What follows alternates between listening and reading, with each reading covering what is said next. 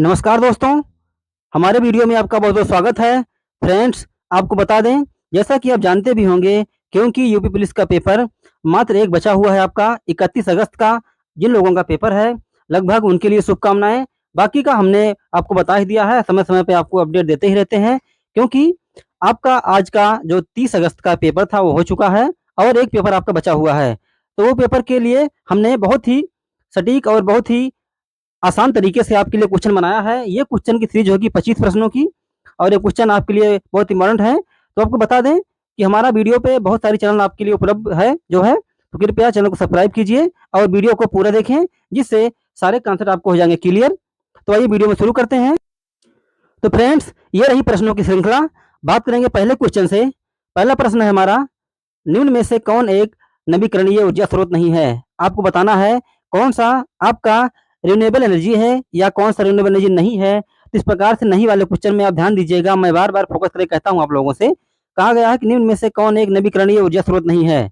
जल, वायु, बायोगैस या कोयला? तो फ्रेंड आपका आंसर होगा कोयला, क्योंकि जल आपका नवीकरणीय स्रोत है। नवीकरणीय मीन्स जिसे जो है भविष्य को ध्यान में रखते हुए और जो है फ्यूचर की आवश्यकताओं को पूरा करते हुए भविष्य में किसी प्रकार की समस्या ना हो और वर्तमान की आवश्यकताओं को भी देखते हुए जो भी कार्य किए जाएँगे संसाधनों द्वारा, उसे ही हम नवीकरणीय स्रोत कहते हैं। इसमें जल आएगा, वायु आएगा, बायोगैस आएगा। आप कह सकते हैं जो लाटेस्ट होगा और जो जल्दी समाप्त होने वाला नहीं होगा, उसे ही आपका कहेंगे नवीकरणीय स्रोत। अनवीकरणीय स्रोत या जिसे कहते हैं परंपरागत स्रोत, जिसे हम परंपराओं से चलाते हुए आ रहे हैं।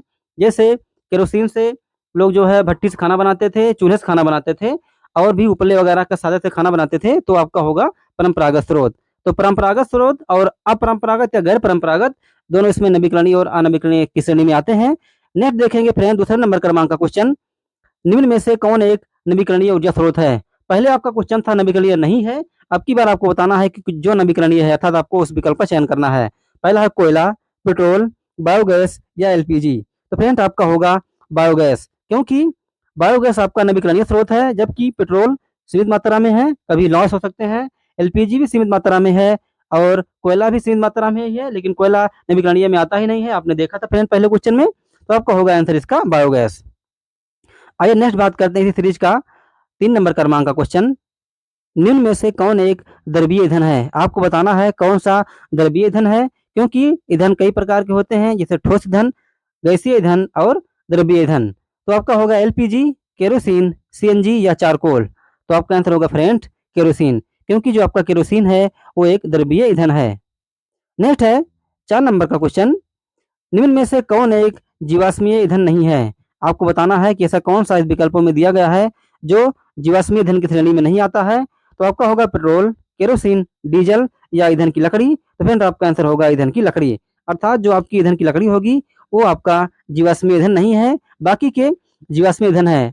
क्या आप जानते हैं कि जीवाश्मीय ईंधन किसे कहते हैं? अगर आप जानते हो कृपया कमेंट बताइए और हम जानेंगे कि आप किस तरीके से अपनी परीक्षा के लिए तत्पर हैं और जो है आप मेहनत करना जानते हैं, क्योंकि कई बच्चे ऐसे होते हैं जो समय के साथ जो है अपनी तैयारी को स्टॉप लगा देते हैं और वही स्टॉप लगाना उनके लिए घातक साबित हो सकता है और इसलिए वो परीक्षा को डिस्क्वालीफाई कर जाते हैं, क्वालीफाई नहीं करते हैं। इसलिए प्रत्येक दिन प्रत्येक घंटे आपको तैयारी में लगे रहना है, ताकि आपको कर दिखाना है, क्योंकि एक टाइम बहुत प्रीशियस होता है फ्रेंड्स। एक टाइम के बाद बहुत सारी समस्याएं आने लगती हैं, इसलिए जो टाइम का अपने लक्ष्य का जो समय जान गया कि मुझे लक्ष्य पूरा करना है, तो हमेशा ही प्रैक्टिस ही करेगा, अभ्यास ही करेगा, ज्ञान अर्जित ही करेगा।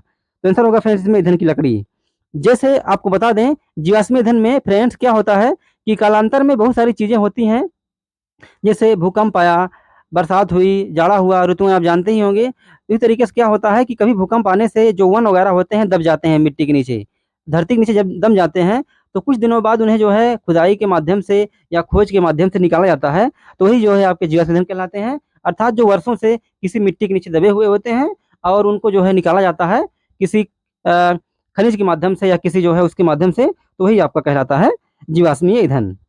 आइए बात करेंगे 5 नंबर क्रमांक का क्वेश्चन, एलपीजी का विस्तृत रूप है, अर्थात आपको बताना है इसमें एलपीजी का फुल फॉर्म क्या है या एलपीजी का विस्तृत रूप क्या है। आपका दिया गया पहला liquefied petroleum gas, light petroleum gas, low petroleum gas या आपका होगा लाइम पेट्रोलियम गैस। तो फ्रेंड आपका आंसर होगा लिक्विफाइड पेट्रोलियम गैस। नेक्स्ट है 6 नंबर क्रमांक का क्वेश्चन, सीएनजी का विस्तृत रूप है। आपको बताना था फ्रेंड इसमें एलपीजी था, अब की बार आपका है सीएनजी। सीएनजी का होगा सेंट्रल नेचुरल गैस, की होगा कंबाइंड नेचुरल गैस, या होगा कंप्रेस्ड नेचुरल गैस, या आपका होगा कोल्ड नेचुरल गैस। तो आपको बताना है 4 विकल्पों में से। तो आपका होगा फ्रेंड इसमें कंप्रेस्ड नेचुरल गैस, अर्थात आपका सी वाला जो विकल्प होगा वो राइट होगा। आइए देखते हैं इस सीरीज में 7 नंबर क्रमांक का क्वेश्चन। बायोगैस में मुख्यतः पाई जाती है। आपको बताना है फ्रेंड्स, बायोगैस में क्या पाया जाता है? मेथेन, प्रोपेन, इथेन या ब्यूटेन। तो आपका आंसर होगा फ्रेंड मेथेन, अर्थात बायोगैस में आपकी मेथेन प्रचुर मात्रा में पाई जाती है। नेक्स्ट है एलपीजी में मुख्यतः पाई जाती है। आपको बताना है कि एलपीजी में जो पाई जाती है वो क्या है? मीथेन, ब्यूटेन, कोलतार या कोल गैस। तो आपका होगा आंसर फ्रेंड ब्यूटेन, अर्थात एलपीजी में मुख्यतः ब्यूटेन रूप से पाई जाती है। आपको बता दें कभी कभी क्या होती है फ्रेंड, जो घर में गैस होती है और वो गैस का रिसाव इस तरीके से होता है लोग जान नहीं पाते हैं, इसीलिए उसमें एक पदार्थ मिलाया जाता है। वो पदार्थ से उसकी गंध का चलता है पता, क्योंकि वायु के माध्यम से वो गैस अपक्रिया करके दूर तक फैल जाती है, इसलिए उसका जो होगा फ्रेंड उसको कहते हैं एथिल मर्केप्टन। एथिल मर्केप्टन या मिथिल मर्केप्टन फ्रेंड जो भी इसमें होगा वही आपका होगा एथिल मर्केप्टन या मिथिल मर्केप्टन। इसके माध्यम से जो है वो गैस का हमें चलता है पता, और तभी जान पाते हैं कि हाँ इस तरीके से कोई चीज़ जो है बदबू दे रही या जो है उसमें उसकी गैस निकल रही है। देखते हैं 9 नंबर क्रमांक के क्वेश्चन। बांध में एकत्र जल है। आपको बताना है कि बांध में जो एकत्र जल है वो किस ऊर्जा का स्रोत है? ऊर्जा का स्रोत मतलब गतिज है कि स्थितिज है या न्यूक्लियर है या जीवाश्म ईंधन का स्रोत है? तो फ्रेंड्स जो आपके बांध में एकत्र ऊर्जा होती है उसे जल विद्युत का स्रोत मानते हैं। 3 विकल्प आपके सॉर्ट आउट होते हैं। पहला वात ऊर्जा का स्रोत, न्यूक्लियर ऊर्जा का स्रोत या जीवाश्म ईंधन का स्रोत। तो ये हो सा आपके आंसर से बाहर। आपका आंसर होगा फ्रेंड्स जल विद्युत का स्रोत। इसी सीरीज में नेक्स्ट देखेंगे सर्वाधिक ऊष्मा मूल्य है। आपको बताना है कि सर्वाधिक ऊष्मा मूल्य क्या है?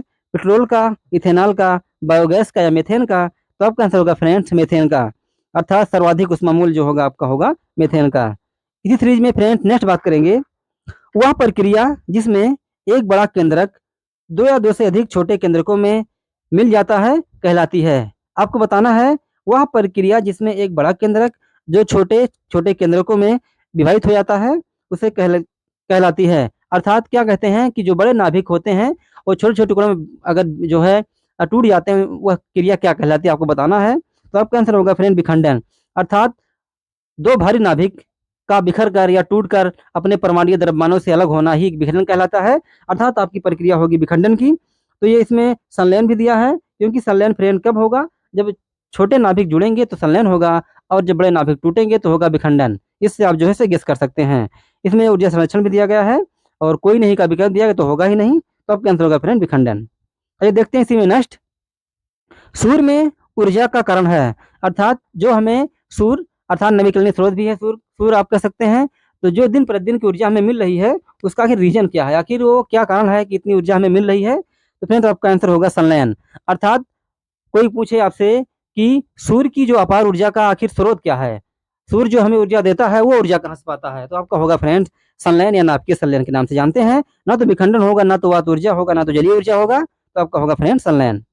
नेक्स्ट इसी क्रमांक में बात करेंगे इसी सीरीज का 13 नंबर क्रमांक का क्वेश्चन आपका है निम्न में से किसके दहन के लिए ऑक्सीजन आवश्यक नहीं है? आपको बताना है कि किसका दहन करेंगे तो ऑक्सीजन की जरूरत नहीं पड़ती है, ऑक्सीजन की आवश्यकता नहीं पड़ती है, ऑक्सीजन की हेल्प नहीं लेनी पड़ती है। तो क्या है? कोयला है, पेट्रोल है, डीजल है या मैग्नीशियम है? तो फ्रेंड आपका आंसर होगा मैग्नीशियम, अर्थात मैग्नीशियम अगर आप जलाना हो तो इसमें जो है आपको ऑक्सीजन की आवश्यकता नहीं होती है। आप जानते हैं कि बगैर ऑक्सीजन की उपस्थिति में कोई चीज़ें जलती नहीं हैं, बगैर ऑक्सीजन की उपस्थिति में दहन प्रक्रिया चलाना संभव नहीं होता है। आइए बात करेंगे 14 नंबर में बायोगैस का ऊर्जा मूल्य है। आपको बताना है कि बायोगैस का ऊर्जा मूल्य है क्या है? 35,000 से 40,000 किलो जूल प्रति किलोग्राम, या 70,000 से 80 किलो जूल प्रति किलोग्राम, या 55,000 से 60,000 किलो जूल प्रति ग्राम, या 80,000 से 90,000 किलो जूल प्रति किलोग्राम होगा। तो आपका आंसर होगा फ्रेंड 35,000 से 40,000 किलो जूल प्रति किलोग्राम, क्योंकि ये फ्रेंड्स आपका फिजिक्स का क्वेश्चन भी हो सकता है, क्योंकि बायोगैस की ऊर्जा का जो मूल्य होगा वो 35,000 से 40,000 किलो जूल प्रति किलोग्राम के रूप में इसमें संचित किया जा सकता है। देखेंगे 15 नंबर क्रमांक का क्वेश्चन आपका है हाइड्रोकार्बन बने होते हैं। आपको बताना है कि हाइड्रोकार्बन जो होते हैं वो किससे बने होते हैं? नाइट्रोजन प्लस हाइड्रोजन द्वारा, हाइड्रोजन प्लस ऑक्सीजन द्वारा, कार्बन प्लस हाइड्रोजन द्वारा, या कार्बन प्लस नाइट्रोजन द्वारा। तो फ्रेंड्स आपका आंसर होगा कार्बन प्लस हाइड्रोजन द्वारा, क्योंकि जो हाइड्रोकार्बन होगा फ्रेंड वो हाइड्रोजन और कार्बन के योग से बनेगा, तो आपका कहलाएगा हाइड्रोकार्बन, और आपका होगा कार्बन का जो यौगिक रहेगा वो तो मस्ट रहेगा, इसलिए आपका होगा कार्बन प्लस हाइड्रोजन, तो आपका हो जाएगा हाइड्रोकार्बन। नेक्स्ट इसी सीरीज का 16 नंबर क्रमांक का क्वेश्चन, सौर ऊर्जा का उपयोग किया जा सकता है। आपका क्वेश्चन है फ्रेंड, सौर ऊर्जा का प्रयोग किया जा सकता है तो किसमें? सौर सेल द्वारा, विंड मिल द्वारा, टरबाइन द्वारा या पवन चक्की के द्वारा। तो चार विकल्पों में से आपको बताना है सबसे उचित विकल्प का चयन करके कि इसमें कौन सा आंसर आपका सही होगा। तो इसमें दिया गया है सौर सेल द्वारा, विंड मिल द्वारा, टरबाइन द्वारा या पवन चक्की के द्वारा। पवन चक्की को पंचक्की भी कहते हैं फ्रेंड, इसमें आप नाम से आप मिस्टेक मत होइएगा, दोनों का नाम एक ही है, वो दोनों वर्ड आपके सेम जैसे हैं। तो सौर ऊर्जा का उपयोग किया जा सकता है तो आपका होगा फ्रेंड सौर सेल द्वारा, अर्थात जो सौर सेल होता है उसी के द्वारा हम जो है इसमें सौर ऊर्जा का उपयोग करेंगे। नेक्स्ट देखते हैं इसी सीरीज में, सौर सेल का उपयोग निम्न में से किसके उत्पादन में किया जाता है। क्वेश्चन है आपका, सौर सेल का उपयोग निम्न में से किसके लिए विद्युत उत्पादन में किया जाता है? सूर्य, कृत्रिम उपग्रह, तारे या चंद्रमा। फ्रेंड आपका आंसर होगा कृत्रिम उपग्रह, अर्थात जो सौर सेल का आपका यूज होगा वो कृत्रिम उपग्रह के लिए प्रयोग किया जाएगा। बाकी सूर्य में स्वयं की ऊर्जा है, तारों में भी सूर्य के प्रकाश से ही ऊर्जित होते हैं, और कृत्रिम उपग्रह जो है इसके लिए यूज किया जाएगा। बाकी चंद्रमा सूर्य के प्रकाश से प्रकाशित होता ही है। बात करेंगे 18 नंबर क्रमांक का क्वेश्चन, भारत का सबसे बड़ा वात ऊर्जा फार्म स्थित है। आपको बताना है भारत का सबसे बड़ा वात ऊर्जा फार्म स्थित है तो कहाँ है? उत्तर प्रदेश में है कि तमिलनाडु में है, केरल में है या राजस्थान में है। फ्रेंड्स आपके पास चार विकल्प दिए गए हैं, चार विकल्प में से आपको बताना है कि जो वात ऊर्जा का सबसे बड़ा स्रोत है अर्थात भारत में वो कहाँ स्थित है। आपको दिया है राज्यों के नाम, केरल में, मध्य उत्तर प्रदेश में, तमिलनाडु में, राजस्थान में। तो फ्रेंड आपका आंसर होगा बहुत ही आसान, तमिलनाडु में, क्योंकि तमिलनाडु में भारत का सबसे बड़ा जो वात ऊर्जा फार्म स्थित किया गया है वो आपका होगा तमिलनाडु, और भारत में तमिलनाडु पड़ता है जिसे आप दक्षिण भारत या उस साइड के नाम से भी जान सकते हैं। अरे देखते हैं 19 नंबर क्रमांक का क्वेश्चन, परमाणु शक्ति केंद्र स्थित है। आपको बताना है फ्रेंड परमाणु शक्ति केंद्र स्थित है तो कहाँ स्थित है। आपको दिया गया है उस जगह का नाम, नरोरा में, कोटा में, तारापुर में या इन सभी में। तो आपको बताना फ्रेंड सबसे उचित विकल्प का चुनाव करके कि जो परमाणु शक्ति केंद्र है वो कहाँ स्थित है, नरोरा में है कि कोटा में है कि तारापुर में है, इनमें सभी में। तो आपका आंसर होगा फ्रेंड इन सभी में, अर्थात नरोरा में भी होगा और कोटा में भी है और तारापुर में है, तो सभी जगहों पर जो परमाणु शक्ति केंद्र है फ्रेंड वो स्थित है। नेक्स्ट है, सूर्य में हाइड्रोजन के केंद्रकों के संयोजन से बनता है। आपको बताना है सूर्य में हाइड्रोजन के केंद्रकों के संयोजन से बनता है तो क्या बनेगा, हीलियम, लिथियम, हाइड्रोजन पेरोक्साइड या हाइड्रोजन नाइट्रेट। आपको बताना फ्रेंड चार विकल्पों में से, तो फटाफट आप इसके आंसर बताइए। चलिए देखेंगे इसमें चार विकल्पों में से हीलियम, हाइड्रोजन पेरोक्साइड, लिथियम या हाइड्रोजन नाइट्रेट। तो आपका आंसर होगा फ्रेंड हीलियम, अर्थात जो सूर्य में हाइड्रोजन के केंद्रकों से जो मेल होता है, संयोग होता है, वो आपका होगा हीलियम। तो फ्रेंड आपका आंसर होगा हीलियम। हम जाएंगे विकल्प ए के साथ, अर्थात ए में आपका दिया गया हीलियम, वही विकल्प आपका सही होगा। नेक्स्ट है, प्रकाश संश्लेषण के दौरान, प्रकाश संश्लेषण के दौरान सौर ऊर्जा का परिवर्तन होता है। आपको बताना है प्रकाश के संश्लेषण के दौरान सौर ऊर्जा का परिवर्तन होता है, अर्थात सौर ऊर्जा किसमें चेंज होती है। आपको बताना है तापीय ऊर्जा में, विद्युत ऊर्जा में, भौतिक ऊर्जा में या रासायनिक ऊर्जा में। अर्थात प्रकाश संश्लेषण के दौरान जो सौर ऊर्जा का निर्माण होगा वो किसमें होगा, तापीय ऊर्जा में, विद्युत ऊर्जा में, भौतिक ऊर्जा में, रासायनिक ऊर्जा में। तो फ्रेंड जैसा कि आप जानते हैं अगर प्रकाश संश्लेषण के दौरान कोई ऊर्जा का चेंजिंग हो रही है तो जाहिर सी बात है वो रासायनिक ऊर्जा में आपका चेंजिंग होगा, अर्थात आपका आंसर होगा रासायनिक ऊर्जा। बाकी के जो आपके तीन विकल्प हैं, विद्युत ऊर्जा, भौतिक ऊर्जा और तापीय ऊर्जा, ये इस विकल्प से बाहर होते हैं, तो आपका करेक्ट आंसर होगा रासायनिक ऊर्जा में। नेक्स्ट है 22 नंबर क्रमांक का क्वेश्चन। फ्रेंड हमने आपसे वादा किया था कि 25 क्वेश्चन की सीरीज हम लेके आ रहे हैं। पहले तो हमने कुछ सेटों में 20 क्वेश्चन की सीरीज लेके आई है। फ्रेंड इसी तरीके से हम बढ़ाएंगे क्वेश्चन, जिस तरीके से देखेंगे आपके लिए जो इंपॉर्टेंट होगा, क्योंकि कभी कभी फ्रेंड क्या होता है कि 20 क्वेश्चन में ही आपके लगभग लगभग क्वेश्चन मिल जाते हैं, तो अधिक क्वेश्चन टाइम वेस्ट करने से कोई मतलब नहीं रहता है। इसलिए प्रयास यही रहता है कि कम से कम क्वेश्चन बनाए जाएँ, फालतू के ना हो, वही क्वेश्चन हो जो आपके लिए परीक्षा की दृष्टि से इंपॉर्टेंट हो। तो इसमें बढ़ाने का प्रयास ये किया गया क्योंकि फ्रेंड जीएस में अर्थात सामान्य विज्ञान में अथाह सागर होता है, क्योंकि कोई ये नहीं गारंटी ले सकता क्लियर रूप से कि इसमें से ये क्वेश्चन आएगा कि ये क्वेश्चन आएगा। इसलिए हमने सोचा आपके लिए 5 क्वेश्चन एक्स्ट्रा दे दें, ताकि हो सकता है अगर 5 क्वेश्चन एक्स्ट्रा आपको देंगे तो आप जो है धीरे-धीरे आपकी लगेगी आदत, क्योंकि अगर आप 20 तैयार करते हैं तो 5 तैयार करने में आपको बहुत ज़्यादा टाइम नहीं वेस्ट करना पड़ेगा, 5 हो जाएँगे। कभी हम 30 लेके आएँ, कभी 50 लेके, कभी 150, इसी तरह की इसी प्रकार से श्रृंखला जैसे देखेंगे आपके लिए हम लाते रहेंगे। तो फ्रेंड्स आइए देखते हैं क्वेश्चन पर, सौर सेल बनी होती है, आपको बताना है कि सौर सेल बनी होती है पोटेशियम से, सिलिकॉन से, कैल्शियम से या लिथियम से। तो फ्रेंड आपको बताना है कि सौर सेल किससे बनी होती है। तो आपको बता दें इसमें फ्रेंड सौर सेल आपकी बनी होगी पोटेशियम से, कैल्शियम से, सिलिकॉन से, लिथियम से, तब का आंसर होगा सिलिकॉन से। अर्थात जो आपकी सौर सेल होती है वो सिलिकॉन से बनी होती है। सौर सेल सौर सेल मिस होगा कि जो रासायनिक ऊर्जा के दौरान जो भी सोलर एनर्जी होगी उसको संचित करके जो आपकी बनाई जाएगी। इसमें जो पदार्थ दिए गए हैं कैल्शियम, लिथियम, पोटेशियम या सिलिकॉन, उसमें आपका विकल्प होगा, बहुत सारी चीज़ें इसमें होती हैं, लेकिन विकल्प के अनुसार हम चलेंगे तो हमारा सी वाला विकल्प सही होगा, अर्थात होगा आपका सिलिकॉन से। नेक्स्ट देखते हैं, ऊर्जा का मुख्य स्रोत है। बहुत ही आसान सा क्वेश्चन, बहुत ही सिंपल सा क्वेश्चन, बहुत ही इंपॉर्टेंट सा क्वेश्चन, बहुत ही कामयाब क्वेश्चन।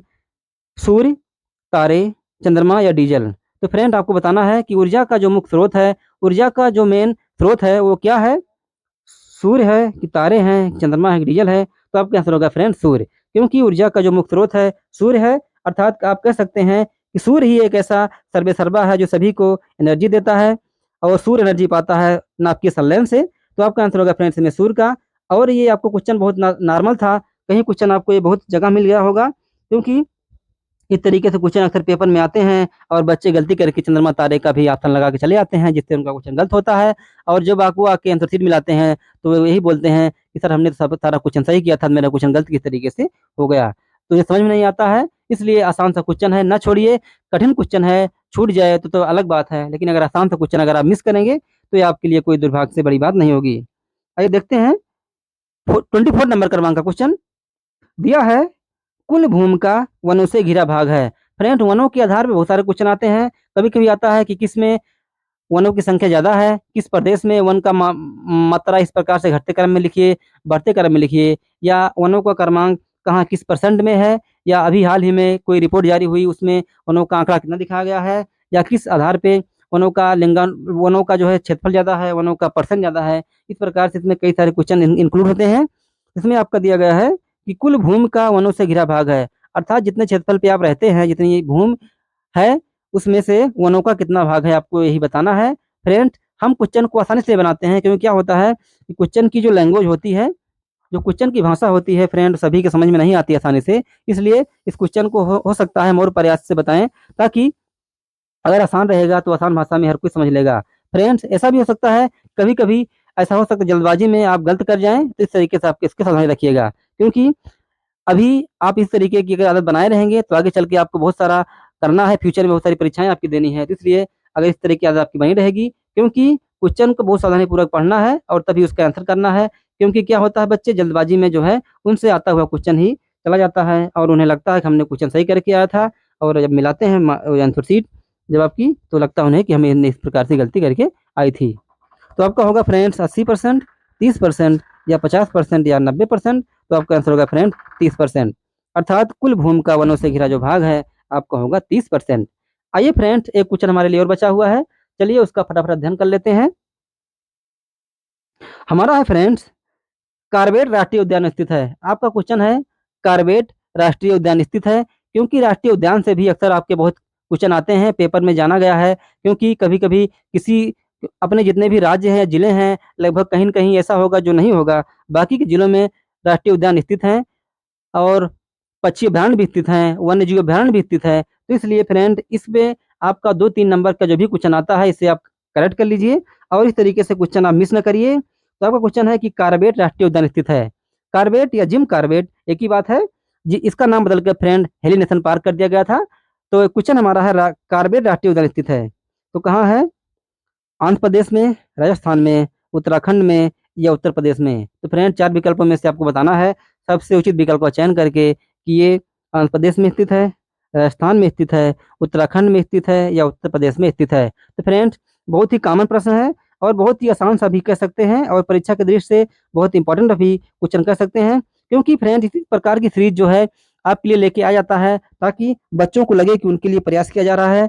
बहुत सारे टीचर यूट्यूब पे आपको मिलेंगे, क्योंकि 2-4 गिने-चुने टीचरों को अगर छोड़ दीजिए तो लगभग-लगभग जो भी टीचर इसमें यूट्यूब पे पढ़ा रहे हैं, लगभग किसी क्वेश्चन आउट ऑफ कवरेज होते हैं, कुछ बहुत सारे क्वेश्चन बच्चों को समझ में नहीं आते हैं, क्योंकि मेन होता है मतलब उनकी भाषा का। भाषा इस प्रकार से बनाए रहते हैं कि बच्चे समझ नहीं पाते हैं, उन्हें लगता है कि ये हम कहाँ फँस गए आके, और इसमें मेरा टाइम वेस्ट हुआ। अगर हम इस तरीके से और कहीं तैयारी करते, शायद मेरा क्वेश्चन कंप्लीट हो जाता और हम इस तरीके से तैयारी करके सफल हो गए होते।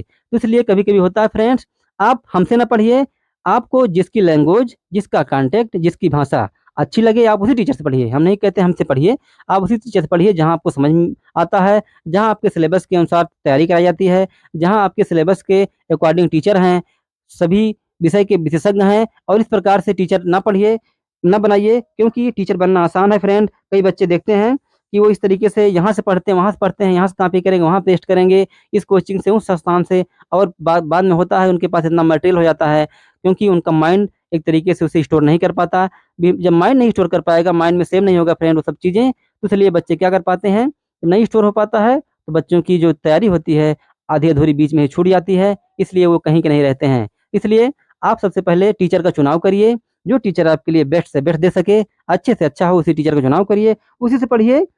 बाकी का आप समझदार ही हैं फ्रेंड, आप जानते होंगे। तो आइए, खैर हम बात करेंगे अपने क्वेश्चन पे कि कार्बेट राष्ट्रीय उद्यान स्थित है। तो कार्बेट राष्ट्रीय उद्यान आपका स्थित है उत्तराखंड में। जैसा कि आपको मैंने बता भी दिया था, इसका नाम कभी कभी अगर आ सकता है आपको, तो इसका नाम कभी कभी लिखा आपको मिलेगा हेली नेशनल पार्क। तो हेली नेशनल पार्क या कार्बेट नेशनल पार्क दोनों एक ही चीजें हैं फ्रेंड्स, आपका होगा उत्तराखंड में। तो फ्रेंड्स, हमने वादे के मुताबिक आपके 25 क्वेश्चन कंफर्म करा दिए। जैसा कि हमारा थंबनेल पर भी 25 क्वेश्चन का लोगो लगा हुआ है, आप वहां से भी देख सकते हैं। तो हमने अपने वादे के मुताबिक 25 क्वेश्चन की श्रृंखला को पूरा किया है। और इस श्रृंखला के साथ आपको बता दें, कल आपका एक पेपर बचा हुआ है फ्रेंड। जिन भी कैंडिडेट का एक पेपर है, वो लोग अभी तैयारी करते रहें। ऐसा नहीं है कि वो खाएं ना, वो कहीं इंजॉय ना करें, कुछ ना करें, ऐसा नहीं है। आप तैयारी को इस तरीके से बोझ मत बनाइए, क्योंकि अगर आप बोझ बनाएंगे तो क्या होगा कि आप बोझ बनाने में क्या कर पाएंगे कि आप टाइम का ज़्यादा प्रतिशत देंगे और वो आपका सिलेबस से दूर होती जाएगी। इसलिए आप समय के साथ कुछ सब कुछ करिए। आपको अच्छी नींद भी लेना है, आपको पढ़ाई भी करनी है, आपको तैयारी भी करनी है, आपको फटाफट सिलेबस भी कवर करना है, मैथ के जो भी फार्मूले हैं उन्हें भी कंठस्थ करना है। आप देख लीजिए, जहाँ से क्वेश्चन आने की संभावना ज़्यादा है, आप वहाँ से ज़्यादा रिवीजन करिए, क्योंकि आप कोचिंग वगैरह में नोट वगैरह बनाए होंगे। तो नोट से क्या होता है फ्रेंड्स, अगर आप नोट बनाए रहते हैं तो उससे आपके लिए फ़ायदा होता है कि नोट आप एक बार पढ़ेंगे, क्योंकि वो नोट जो है आपने लिखा है, आपकी हैंड राइटिंग में है, आपने कहाँ क्या चीज़ें लिखी हैं समझ में आता है। कई बच्चे होते हैं किसी दूसरे का नोट मांगते हैं तो पढ़ नहीं पाते। इसलिए बच्चों के लिए हम बताते हैं बार बार, क्योंकि हमने जो भी वीडियो आपके लिए बनाया था, मैं आपसे बार बार बोलता हूँ कि फ्रेंड्स, आप पेन ले लीजिए, आप पेपर ले लीजिए, आप क्वेश्चन लिख लीजिए। चाहे मेरी वीडियो हो, किसी की वीडियो हो, जहाँ से आप पढ़ते हैं, जो आपको अच्छा लगता हो, उसका क्वेश्चन आप लिख लीजिए। लिखने से क्या होता है, क्योंकि जो आप लिख लेते हैं उसे कभी नहीं भूलते, और जब आप लिख लेंगे तो उसका रिवीजन करना आपके लिए आसान हो जाएगा, क्योंकि वो आपकी ही भाषा में रहेगा और आपने कहाँ कहाँ कौन सा बिंदु दर्शाया है। तो इसलिए वो सब चीज़ें आपके लिए क्लियर हो जाएंगी। तो फ्रेंड्स, हम वीडियो को एंड करते हैं और आपसे बता दें कि कल जो एक पेपर आपका बचा हुआ है, उसके लिए अभी भी हम प्रयासरत हैं। तो फ्रेंड्स, आप लोग सोचते होंगे कि टीचर इतनी एनर्जी कहाँ से लाते हैं, किस तरीके से वीडियो वगैरह बनाते रहते हैं। तो फ्रेंड्स, बता दें, ये सब आप सबके आशीर्वाद है। आप सबके आशीर्वाद से चीज़ें संभव हो पाती हैं। अगर आप सब चीज़ मेरे साथ ना होते और आप सब लोग का इस तरीके से साथ ना मिलता, तो शायद वीडियो बनाना संभव नहीं होता। तो हम लोग यही चाहते हैं कि आपका साथ इस तरीके से बना रहे। आप बहुत अच्छे ऊर्जावान हैं और आप जो है भविष्य के एक अच्छे पुलिस बन सकते हैं।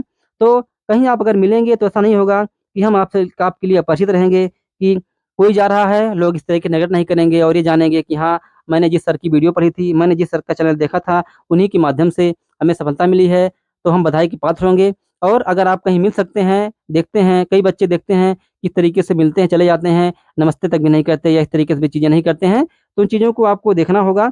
और क्योंकि फ्रेंड्स, आप जानते होंगे कि विद्या इस तरीके से नहीं आती है, विद्या के लिए आपको टाइम वेस्ट करना पड़ता है। जितना आप टाइम इन्वेस्ट करेंगे एजुकेशन पर, अगर आप टाइम एजुकेशन पे इन्वेस्ट करेंगे, तो ज़ाहिर-सी बात है वो आपके लिए सफलता के मार्ग ही खोलेगा, वो किसी तरीके से आपका टाइम इन्वेस्ट करना नहीं होगा।